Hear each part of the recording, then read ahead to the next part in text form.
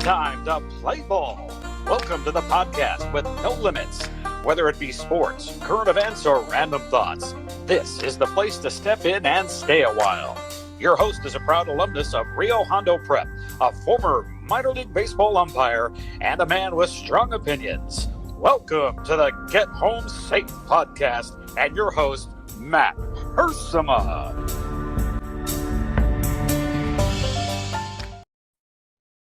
Hey guys, and welcome to another episode of Get Home Safe. Happy month of August to everybody out there. The final days of summer are upon us, and it's really the dog days of summer. If you ask me, it always has been, always was when I was umpiring baseball in the minor league level, just trying to get through a 140 game season in about 145, 150 days. So August was always rough. You're just strapping up that plate gear in the very hot time of the year and just like, do we have to do this again? We have another game today. Just trying to get through it. But I don't do that anymore. So life isn't so bad. But right around August, I used to say a thing when I was playing sports at Rio, specifically football. It's always like, hey, August is near. August is near. Knowing that I'd get my revenge on some guys that kind of pushed me around, or at least I thought I would anyway. I wasn't that tough of a guy. But no, man. When August hit, it was like, all right, it's sad to see summer go. I'm not that excited about having to go back to school, but I did know that football was right around the corner. Football practices were going to start happening. And man, before you know it, we'll have high school football, college football, Labor Day weekend, and then NFL will be kicking off with the defending Super Bowl champion LA Rams starting the season on a Thursday night early in September. So hey, life goes on. We keep on trucking and hope for good things. So August is here. It is no longer near. It is here. And a lot of people I know, I don't understand. Like I felt when we were kids, feels like I'm an old man now, that you went back to school like right after Labor Day. I know at Rio, it was like the Tuesday after Labor Day was usually the first day of school. Now kids are going to school in mid-August, sometimes early August, and the summers, man, the summers start in like early May for some of these schools. I don't know who played around with the calendar there, but it is what it is. And so it's always odd for me when August hit. I was like, okay, we still got some time left. We still got some time left for summer. And it was like, no, actually school starts in 2 weeks or 3 weeks, whatever. So anyway, hopefully you're finishing off your vacation plans and enjoying yourselves here right before the regular, New Year's is in January, but I always felt, hey, September is kind of the start of a year, school year anyway.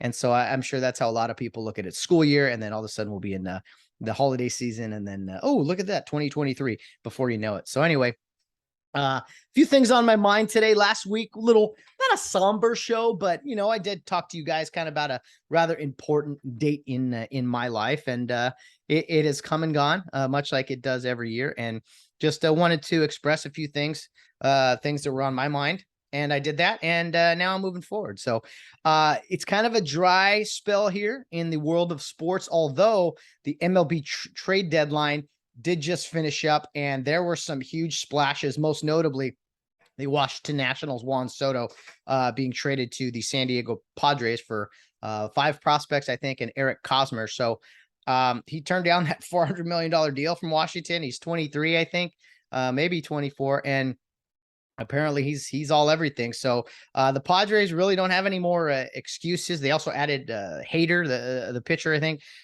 So the Padres have no excuses really to compete with those dreaded Los Angeles Dodgers. And I know the Dodgers have a stacked team and they've won countless division titles and everything, but this is a move that I think San Diego sports fans are hoping will turn the tide down there from San Diego to from Los Angeles down to San Diego here. So a friendly rivalry indeed.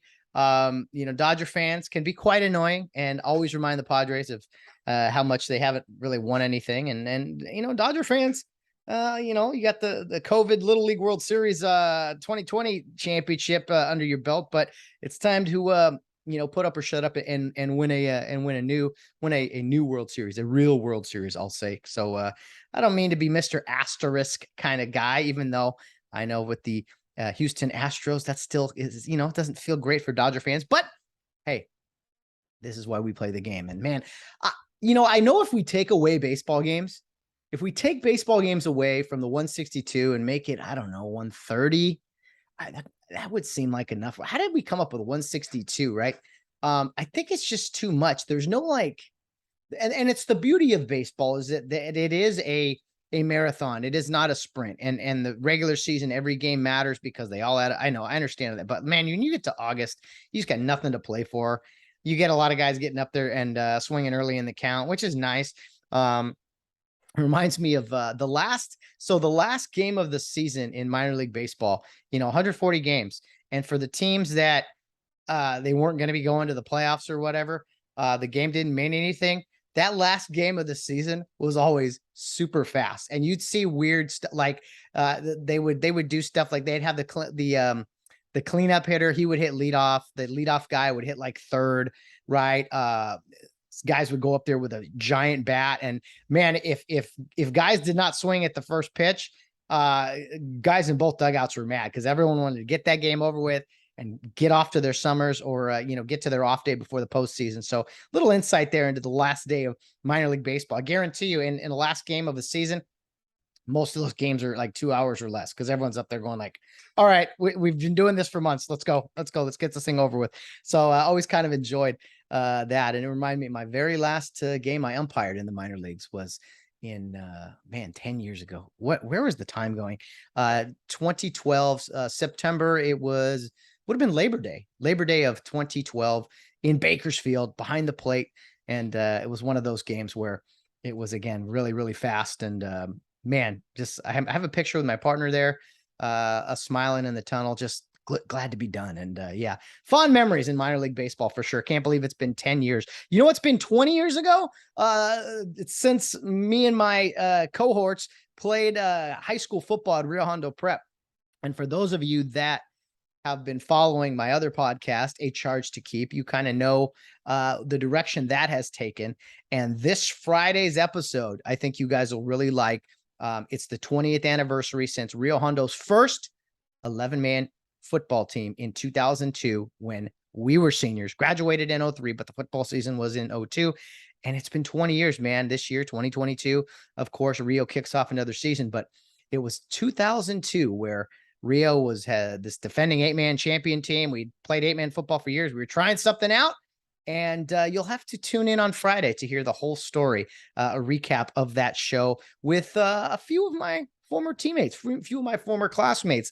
I got kind of a group of guys together there, and I think you guys will enjoy that podcast on Friday for those Rio Hondo Prep fans. And if you're not a Rio Hondo Prep fan or affiliated with that, hey, tune in anyway. You still might like it. Talking high school football from 20 years ago with me and 4 of my favorite guys in the world. Oh, okay, I gave it away a little bit, but you guys who follow know who's coming on, and look for those social media posts upcoming on Thursday. I've posted a few highlights from that year already, and man, you look back and you're like, oh man, I can't believe we did all that. That was cool. Seeing plays, just memories that just stick in your mind. It's tough to let go. It is, man. I gotta tell you, like, anytime you move on from a chapter in your life, specifically high school football, it was so special to me. It was all I ever wanted to do. The other sports were fun, and everything else was fun, but just playing high school football, especially for Rio Hondo, was, I mean, it was everything to me. And it's been 20 years, and it's a big reason why I've just dove into this new podcast. I want to give back and to promote the Rio program so much because it was so important to me. And I'm not trying to live in the past and the glory days. Oh, look what I did, or I don't want any of that stuff. I'm talking about just the time of your life. If you could capture, who else gets to do? If you could capture on video or photos what you feel is the time of your life, I mean, would you do it? We're in the social media age, right? People take pictures now of, oh, this is what I'm having for lunch in the middle of the week. Like, okay, cool. But I think the intent of Instagram and even Facebook and these was to capture moments and to remember them. And, you have pictures for a reason, right? To capture a moment that you want to remember that is significant to you. And video, same thing.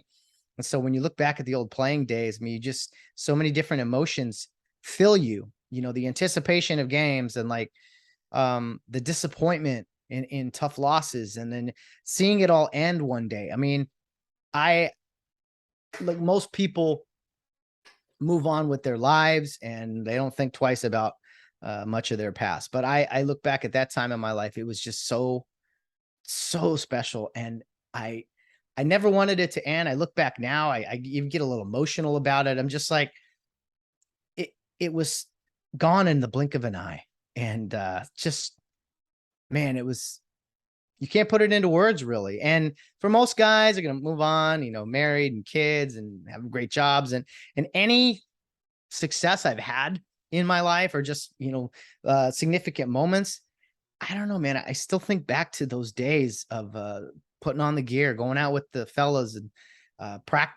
seeing practice come to fruition, and just beating people better than you, competing, and just, there's just something truly amazing about the game of football. And that's a huge reason why I'm trying my best on the Charge to Keep podcast to promote Rio. And I got to honestly say, man, I used to hear about callings and passions and things like, it used to frustrate me to no end. Like, hey, what do you want to do? I don't know. What I wanted to do is gone. I don't get to play sports with my friends anymore. That's all I cared. It's literally all I cared about. Doing fun stuff with them too, but it's ultimately playing sports with my friends. And I remember when the teachers, they gave us home, I'd be like, hey, you guys are really getting in the way of what we're trying to do here. We're trying to play ball, and you're loading us up with home. Like, what are you doing? We got the rest of our lives for homework and, scholastic things. I limited time here with the fellas. We need to go run some routes, shoot some hoops. So, get in the batting cage, whatever it was like, and it's just gone. And I'm trying to think of other moments in your life that are like that. Maybe when your kids grow up, oh, they're so little, they're so small. Oh man, they're 18 now. I mean, I've heard that about parents raising kids, who are super little. Most jobs, I mean, we have different jobs we do in our lives. Some are not our true callings; they're just things we like to do and can tolerate even. But when you're playing sports with your friends, there's just no better time. I look back and I text, hey, do you remember that play at so and so? And I have this memory that just, everything sticks. It's a gift and a curse, really. And it's like, man, Matt, let it go, move on. What are you doing? You got this adulthood to pursue. It's like, I won't grow up. I won't grow up. What was that song from Peter Pan? That's why I used to. It was a fine line. There's moments as a kid, as a teenager, you can't wait to grow up. Oh, no one to answer to. Make my own rules, make my own money. But there's the Lost Boys, man, in Peter Pan, where they go and they never grow up. They just have fun with their friends, and life is good. I don't know. Seems like a fair trade-off. We're in better shape maybe than we were than we are now. And I know there's other, again, family and career, and it's not about you anymore. It's about raising a family. I know all that stuff. But man, would you do it? Would you go back if you could say, I just want to be a kid forever? And I know, look, what's interesting about that thought is that unfortunately, I think today there is that aspect of society that refuses to grow up, refuses to go get a job and provide for a family and try to live a better life.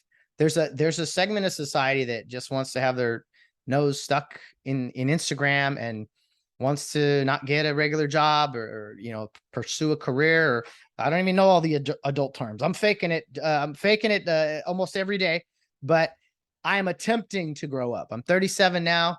I run not one but two podcasts for free. They're hobbies, but they're passions of mine. I drive trucks around and deliver packages. That is very fulfilling because people are happy to see you usually, and you feel like you're contributing to society. So I have some boxes checked, but it is a fine line, man. Like, I want to play with I want to go back in time and play with my friends again. Like, if I could do anything, that would be probably what I want to do. But at the same time, you've got to let all that go. You got to grow up. You got to move on. And we all have to. We all have to. And where I think we're failing in society is people now, when they're like, well, I don't know what I want to do. They just sit around and don't do anything.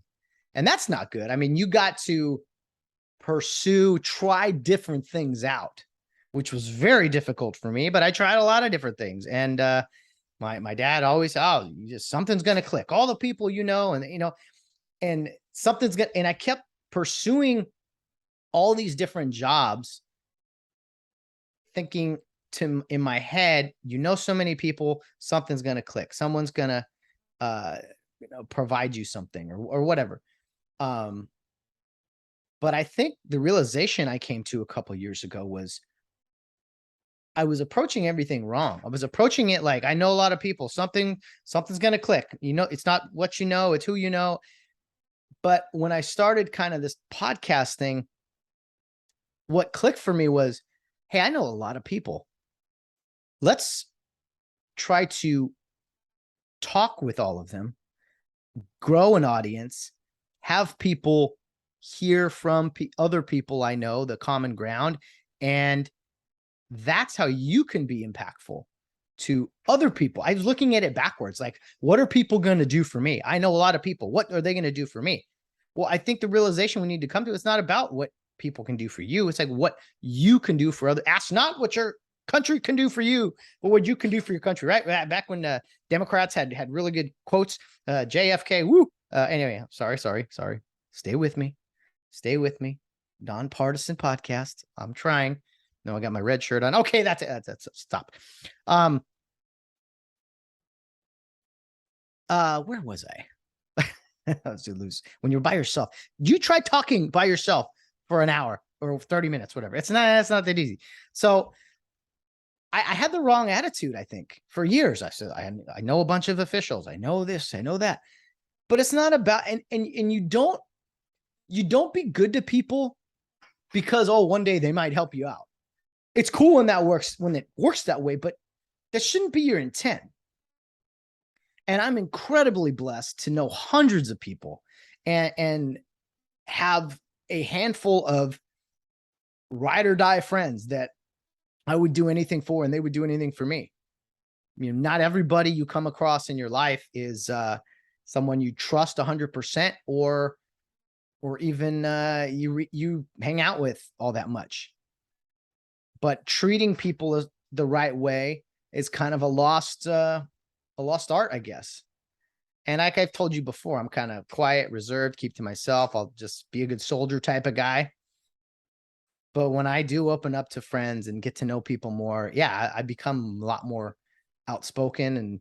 And I'm usually the one teasing those closest to me because it's fun.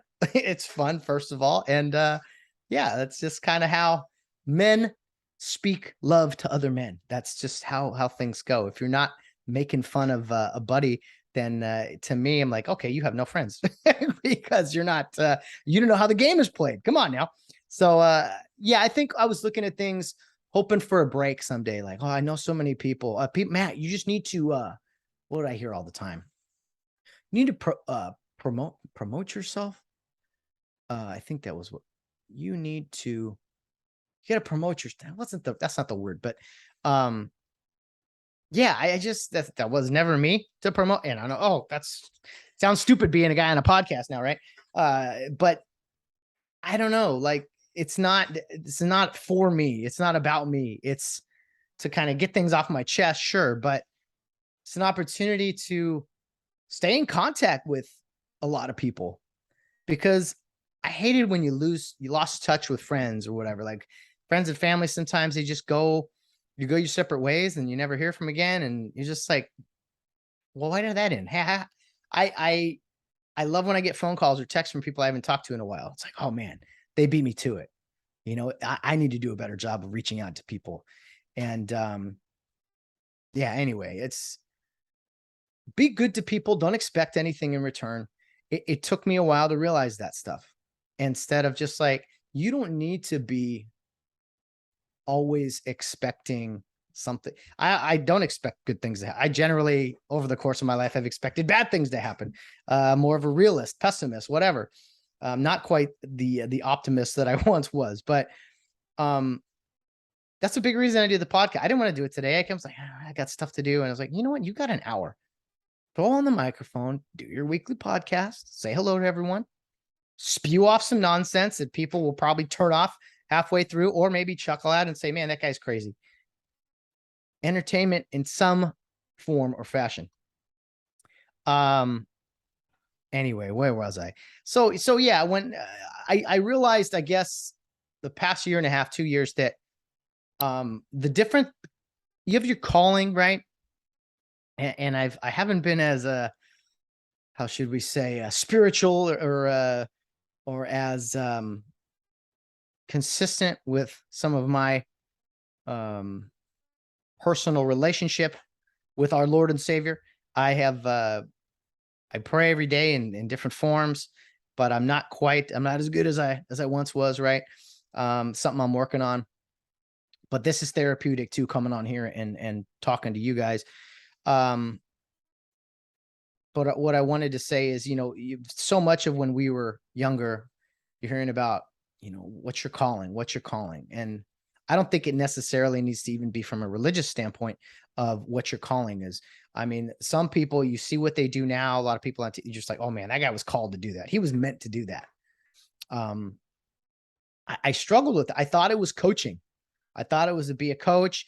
And the struggle I always had with like callings, I was always like, the callings you hear about with people is that it doesn't seem like it's a career. If it's a job. How come all callings are like things you don't make any money? I was always worried about money. I still am. I'm not great with money, and it's definitely bit me a few times. So I was gonna say, how come calling is never? Shouldn't it be something job related where you can make money, make enough money? It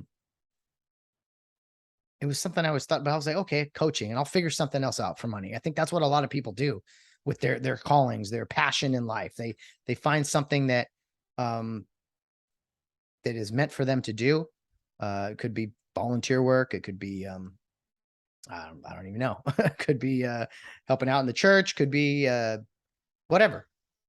And coaching, which is what I thought it was. For me, I thought it was coaching. So it was coaching at Rio and care for a few years after high school and going to college, because that's what you do. And I'll figure out money later. I'll find some job. I'll do something. And then I get into officiating.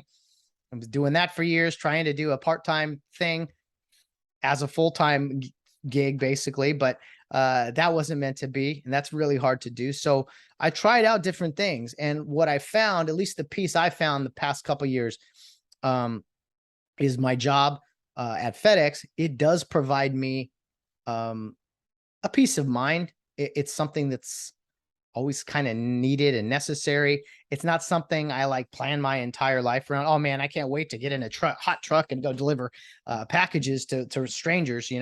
Part of me gets in a good mood when I get to do that. But I have found that with this podcast, specifically the Charge to Keep podcast, that with Rio football being so important to me, I didn't realize how important it was to me, except for the past couple of years, is sometimes you discover a calling, a passion, and it's like a light bulb goes off. You're like, I was looking at it all wrong.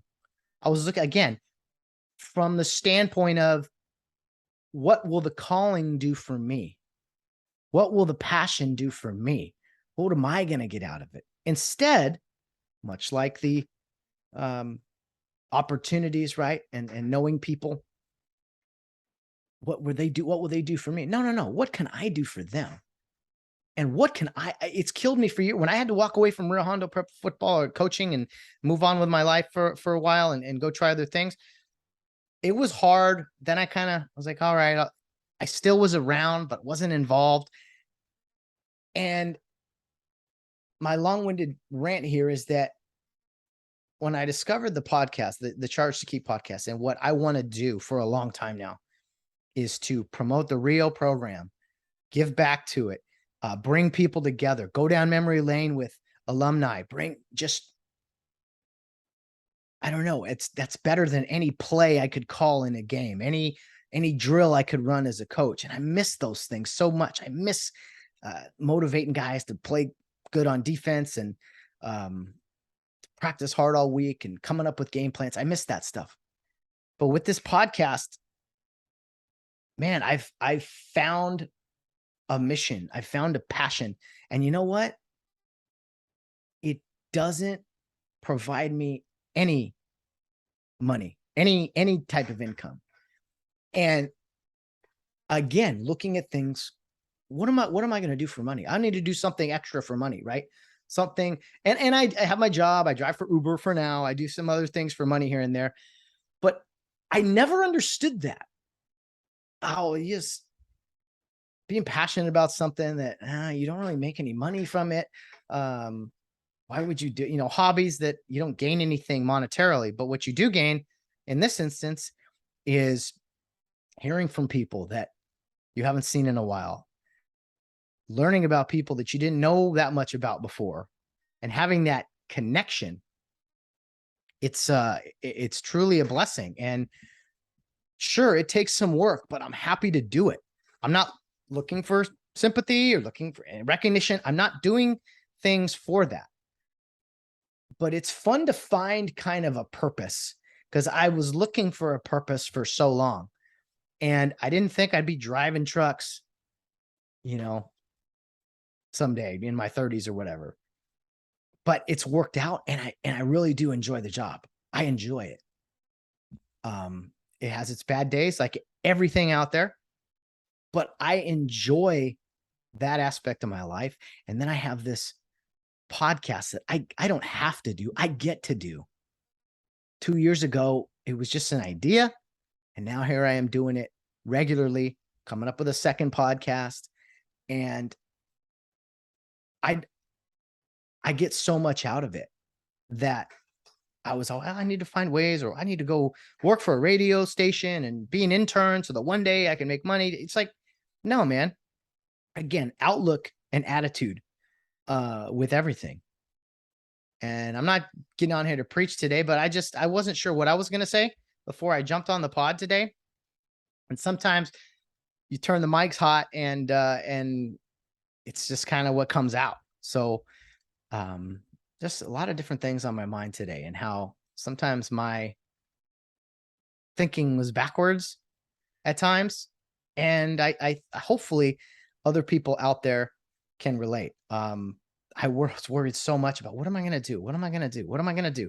And you know what? I just said, keep officiating, just keep working to various levels. And you know what? It was one day, it was a couple days, but I was on a golf course, terrible at golf, but I was really into golf summer of 2020. And I don't know why I got passionate about golf. I was like, well, it costs money, but it's fun to go out and do. There's nothing else going on. Let's go play some golf. And, 20 bad swings, one good one. Oh, let's come back tomorrow. And it was simply a conversation on the golf course. Hey, Matt, I've told you before, you need to come work for FedEx. Baseball just ended. They just took away all the games, and FedEx. Yeah, that sounds interesting. That sounds like something that won't be going away anytime soon. You know what? Prayed about it. I'm going to go for it. I saw myself doing other things. I got to be honest. I thought I'd be in some air-conditioned office wearing a tie every day, talking sports or promoting ideas as to a producer for a show. These are the things I envisioned for myself once upon a time. But it's funny how things work out when you just change your attitude a little bit, change your outlook, not what you can get from something, but hey, man, how can I help others? How can I? You heard that all the time, right? Care you think, especially you're learning to be in service to others. And I remember thinking, what service am I? I can't provide a service. I don't know anything. I only like sports. I like coaching. What job am I getting? I don't know, man. I'm just venting here. I'm expressing kind of what's on my mind, and that, I guess, in summary, it's not always where you expect to be. What one of my favorite movies, Hitch, Will Smith slap in the face anyway, a whole nother story. What an insincere apology. And what an apology to just make it all about him. Anyway, I'll move on. But the movie's great. The Hitch movie's great. Eva Mendes, one of my favorite actresses. I'll just say that. Will Smith in Hitch says part of where you're going is knowing where you're from or knowing where you came from or something along those lines. That always stuck with me. I know where I came from. I know what I've gone through and what I've got to experience, what I like, what I don't like. And so that does help pave your future a little bit, because your future is now, right? As they say in Care You Think. Okay, enough rambling. I do apologize. Sometimes I get in these moods and start talking and don't quite know how to say it, but just anyway. Man, a few things I do want to get to. I drive for Uber, right? And this last weekend, rent was due. So we had a lot of, I had to get out there and really push, man, and push, work in the morning, FedEx, and then drive into the night, basically. Had to catch up on some money that was, it was just, rent was a little tight. Things are getting tighter, right? Every month for everybody, I'm sure. And so I was doing a lot of Ubering. I'm talking 1 p.m. till when I got out of work at FedEx till midnight, Friday and Saturday. Even did some on Sunday, and just rent was due Monday. I had to push. And I found myself starting to get frustrated, in a bad mood, and just like, oh man, driving people around everywhere. But then it's funny when one thing can just totally change your perspective, change your outlook, kind of back to that theme as I've been saying today. And I was in San Diego, do a lot of driving that direction now. I try to avoid LA. What I do is you put on destination mode, right? You put an address that it'll only give you rides that direction. You can only do that a few times a day. But if you put something like San Diego Airport on it, I don't always get all the way down to San Diego, but it drags me down that way. And then when it's time to go home, I say, okay, destination home now. Then it'll drag me back. That's how I try to avoid the city of angels. So I was down in like Oceanside, and it was starting to get late. It was starting to get tired. I've been out all day. I was out the night before. I'm just like, all right, I'm over this, man. I want to get home, but I got some, miles to go before I sleep, literally. So I pulled up, and look at you. If you haven't driven Uber before, I guess you need to. I'm sorry. It's not stereotyping. It's not being prejudiced or anything like that. But when you have strangers get in your car, you just naturally, when you pull up, your first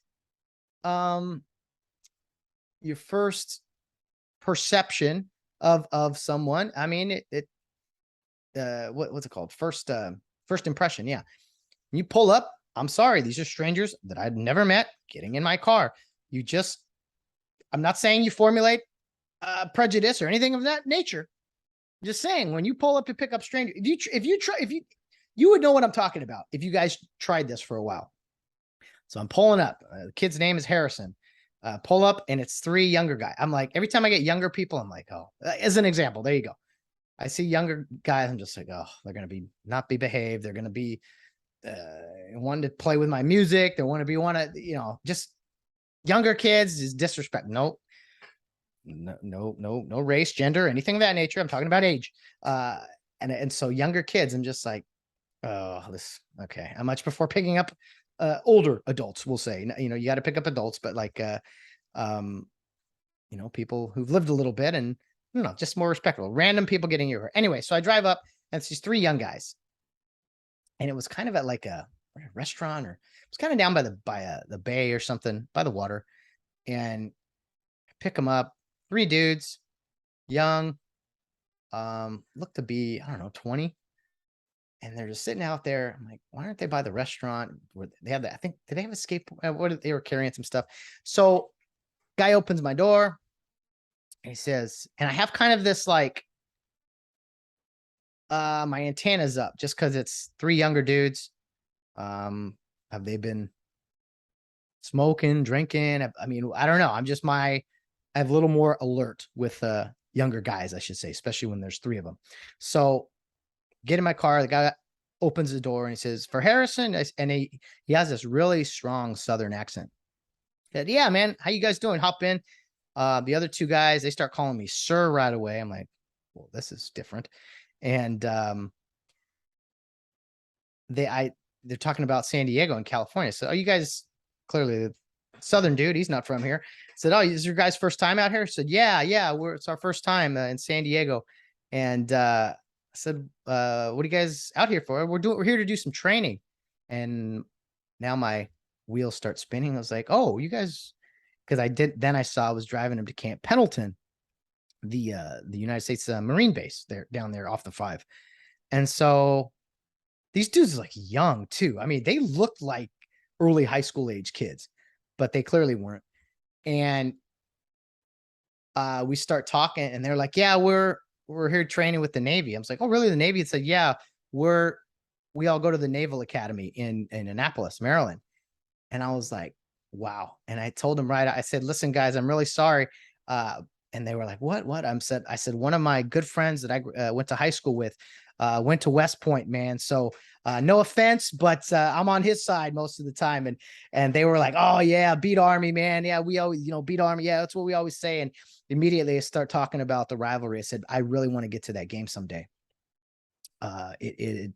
It's a dream. I think it's the best rivalry in all of sports." And then the kid in the back, he's like, "Oh, he's from kid from North Carolina. The guy with the Southern accent's from Alabama. The other guy's from New Mexico." Start talking about rivalries. The North Carolina guy's like, "Hey, no, North Carolina Duke, man, there's nothing like it. I can't tell you. I mean, we're burning couches in the streets and blah, blah." He's just like telling me all about the rivalry. And I'm like, "No, I understand that." And then the Alabama kid, of course, he chimes in, "No, man, Alabama, Auburn, that's the greatest rivalry." And within 2 minutes of this car ride, I am just overcome with like joy and gratitude, and thinking to myself, had I not been out driving all night after working all day, all weekend, I wouldn't have met these guys and got this 10-minute car ride with them to learn about them, hear some of their stories. And it was just blessings come out of nowhere. Again, if it picked me up a little bit. It kicked me in the rear end a little bit, like, "Hey, you're out here complaining about driving, having to make money for rent. Like, these dudes are out here training, again, not for themselves, but for you and for millions of other people." And it just, you don't always hear God's voice, but you hear him sometimes. Actions speak louder than words, right? Is the saying. And it was just such a blessing talking to those guys and hearing about their experience at the Naval Academy, hearing their opinions on sports. They kept calling me sir. We'd pull up to the Marine base, and they flashed their badges, and the guy needed my ID too to get on the base and drop them off. And we pull off, and they start teasing the Marine, talking about the Marines, like, "Oh, these guys are super intense." And it was so funny. And it was such a short, quick story that I wanted to share with you guys, because sometimes I think we have those moments where our attitude is just so negative, and all it takes is one little thing to put things in perspective. And it was an honor. They were the type of guys I wish I had the ability to do, like, waive the charge on the app, to do that somehow. Hey, give them their money back or something. I know a lot of people do that at restaurants and stuff, but it really was. I texted Valerie, and I was just, it was such a great thing. Really lifted my spirits, and you just never know, man. So if you're having a bad day, find yourself with a negative attitude, keep your eyes peeled for little moments, little blessings that you will remember forever. If you're looking in the right places. So thank you to those three young men. I only remember Harrison's name because he was on the app there. But all three guys were funny. They were cool. And man, like I'm telling you, they had just finished their first year at the Naval Academy. So they are probably not even 20 years old. And man, God bless them. God bless all the troops, but especially the younger guys, because I know that we live in an age where young people want to do so many things that aren't necessarily for others. They looking at themselves, what they can get out of things, what the planet Earth owes them, right? Instead of like, hey man, go up there and be a contribution, make a contribution to society. So a fun late Saturday night there driving those guys around, even if it was only a very brief moment. Okay, I won't go too much longer today since I've vented away, but was a couple things I wanted to touch base on. Let me see which one. Handshakes versus fist bumps. Okay, we've seen this. I actually witnessed this firsthand. I will not tell you who I was with when this occurred. But everyone's, I don't know where to go with this. I've always been a handshake guy. Like, hey, put her there, like old fashioned, whatever. And, with your buddies, maybe you throw on a little extra, whatever, bump, the old guy half hug, that's a big one, right? So fine. But what in professional settings, we've gone to this fist bump thing, as like I don't know, it's like a second string, what's it called? Greeting or whatever. And you see grown men doing this. I'm like, okay, high school kids, hey, fist bump with her, hey, bro. And I fist bump my buddies, hey man, big baseball thing. But this whole idea that it's like, it's safer. Fist bump is safer. We need to start distancing. We need social distancing of COVID stuff. That all needs to, we gotta stop doing all that stuff. Let's distance ourselves from distancing. Does that make sense? No, probably not. But there's still people, the whole fist bump thing. You meet someone, stick your hand out, man. Shake hands with a man. I say man because it's, man-to-man handshake. And it's not to say you can't upgrade it to a hug. That's all good if you know somebody or whatever. But I'm saying, man, handshakes versus the old fist bump. The old fist. What was it? Biden, didn't he fist bump some dude in Saudi Arabia? Because we support those guys making oil for some reason, but not America. They can destroy the climate. They can destroy the earth as long as we don't do it. But anyway, again, I'm trying to not partisan today. I'm gonna step aside from politics. We're talking positive things. So, where do you guys stand? Handshake or fist bump? We all had great teammates and buddies, and I love seeing my friends. And usually there's a handshake of some type. Again, usually the half hug comes in. Renzo, you get the full hug. You always want the extra embrace, which hey, it's all good. Fist bump to me is like, hey, nice play, bro. Way to go. Give me some. Fist bump is like what the high five used to be. Can you imagine meeting someone for the first time and high-fiving them? Hey, how you doing? My name's Matt. Hey, I've seen like 7-year-olds do that. That's cool. I think that's neat. Hi, how you doing? My name's Matt. What? What are you doing? Stick your hand out.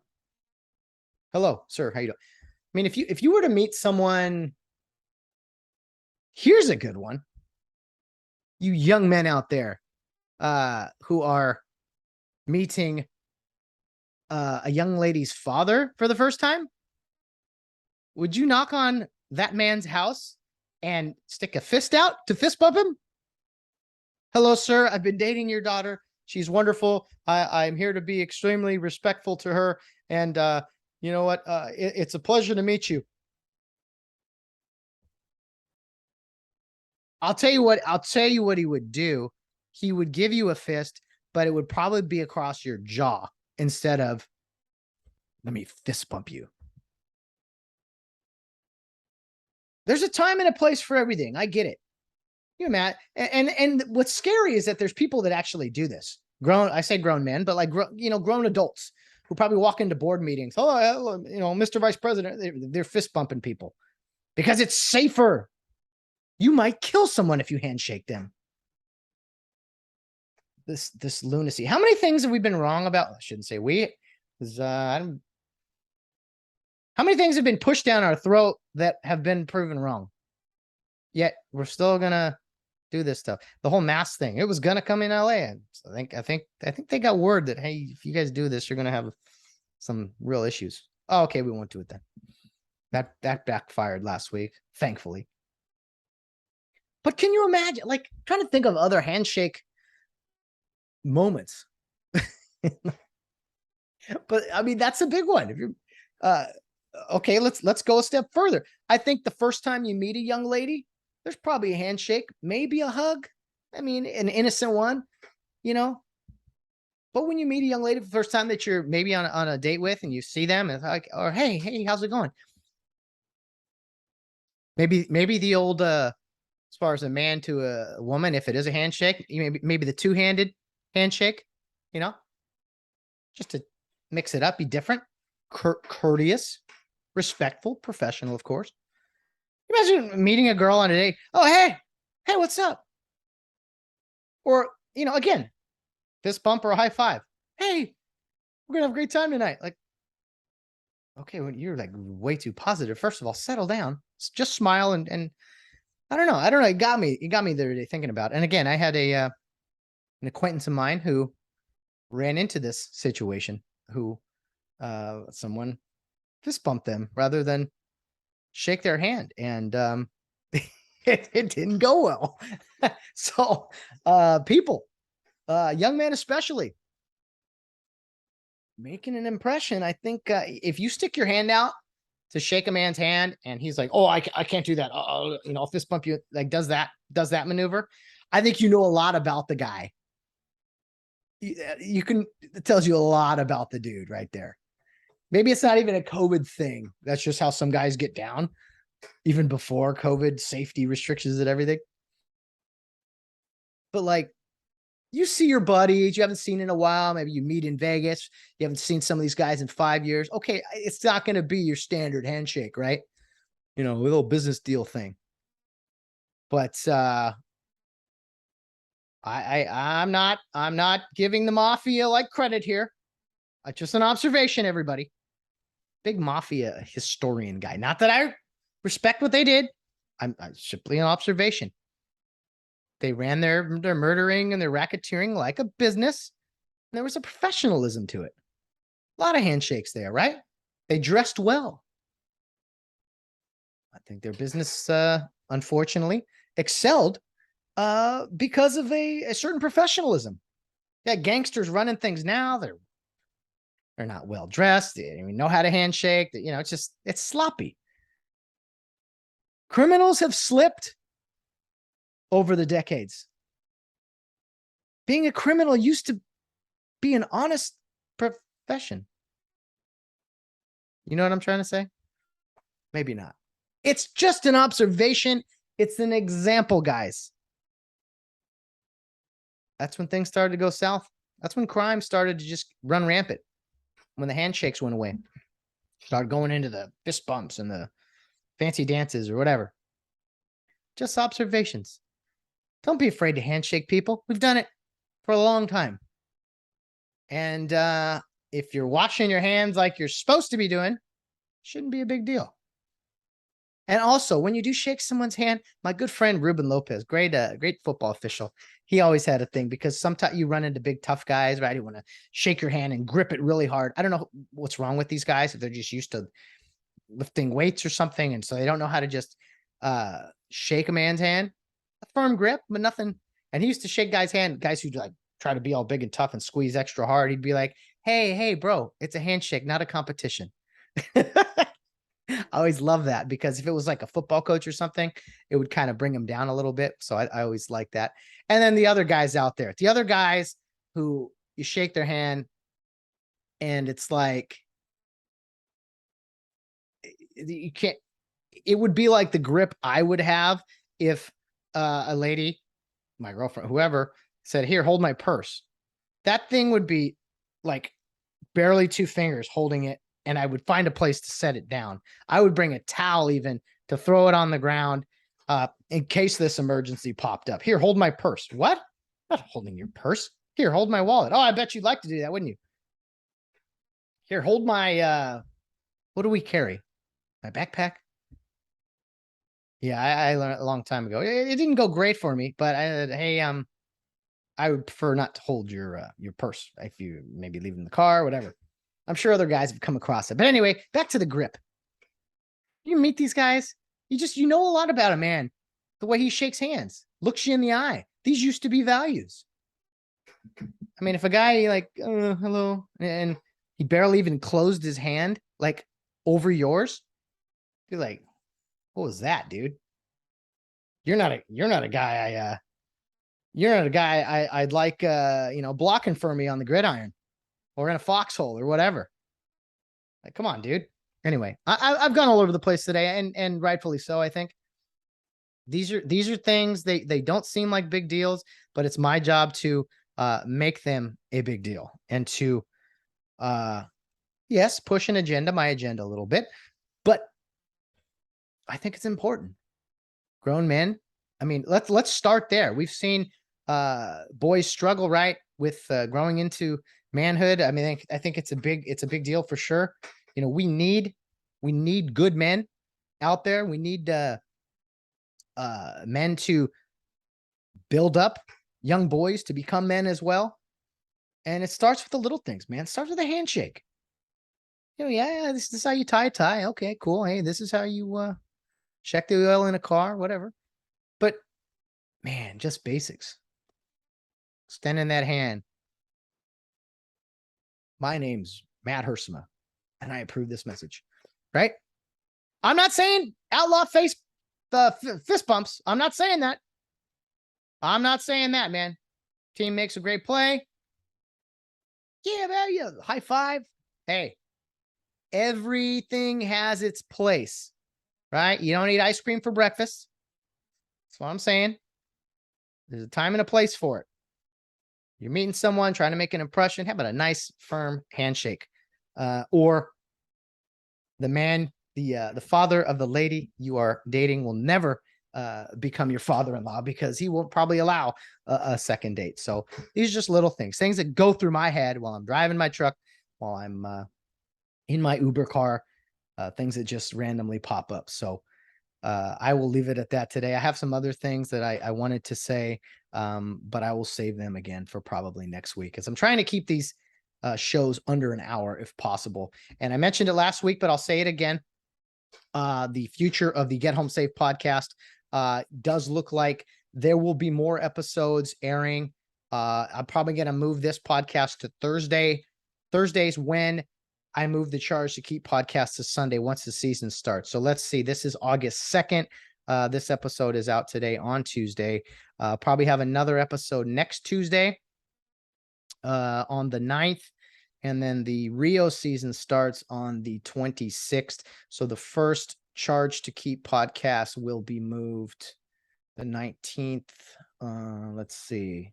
So I'll have it on the 20th. So what I'll probably do is next Tuesday will probably be the final Tuesday episode of the Charge to Keep, the Get Home Safe podcast.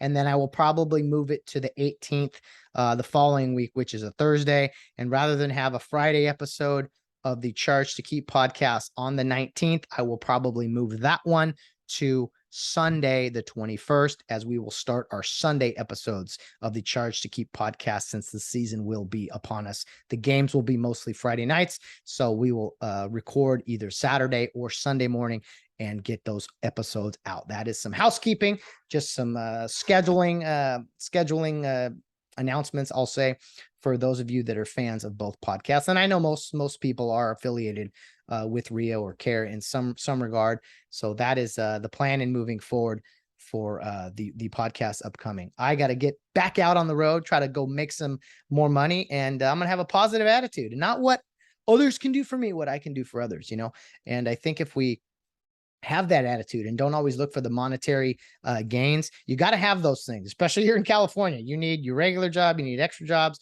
but don't be afraid to, have hobbies or be passionate about something that you don't really worry about what you get from it. It's just the impact that maybe you can have on others. And it's not to say you can't have hobbies that are about you. I like going out and playing golf. That's clearly all about me, just trying to get better at something. And, you go out there for peace of mind, but usually you pull your hair out because of you're swinging it so bad. So it's been a while. I got to get out and play some golf here real soon. Happy August, everybody. The Sunday of summer, the Sunday of the weekend, Friday in June, Saturday, July. I don't know. I'm just throwing it out there. Football will be upon us real soon. preseason stuff, and that doesn't really matter. We do have Hard Knocks upcoming. Can't wait for that on HBO. And then, man, the Derek Jeter doc. I love it, man. I watched the other 2 episodes this past Thursday.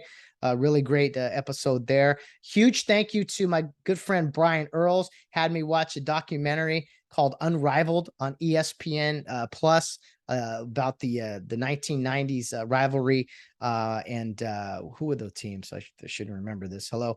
Anyway, it was a great great documentary, 2 hours I think, but talking about some of a big fight in hockey, some rivalries. You got to check it out. It was a few weeks ago for me, but check that out. Derek Jeter doc, of course. Hard Knocks is upcoming, but keep in mind, high school football is right around the corner, and we're going to have more great episodes on the Charge to Keep podcast here every Friday until probably what would that be? The 19th. We're going to probably move that episode to the 21st and have a Get Home Safe podcast starting on Thursdays on the 18th. That's the plan. It could always change. Keep an eye out on social media. You guys know the drill. Appreciate you guys tuning in. Thanks for just listening to me ramble. I know it's just me on these days, and I will still have some guests here moving forward. I'm going to record a few episodes so you guys don't have to just listen to me pontificate. You want to hear other people, not just me. Thanks again, guys. Have a great rest of your week. Charge to Keep podcast on this Friday. Don't want to miss that one. A 2002 reunion with the class of 2003. In the reminiscing about the first 11-man football season in Rio Hondo prep history. Obviously it's recorded already. You guys are really going to enjoy that. I think so. So keep an eye out on social media, on the Charge to Keep and the Get Home Safe various platforms to stay updated on all of the new content in moving forward.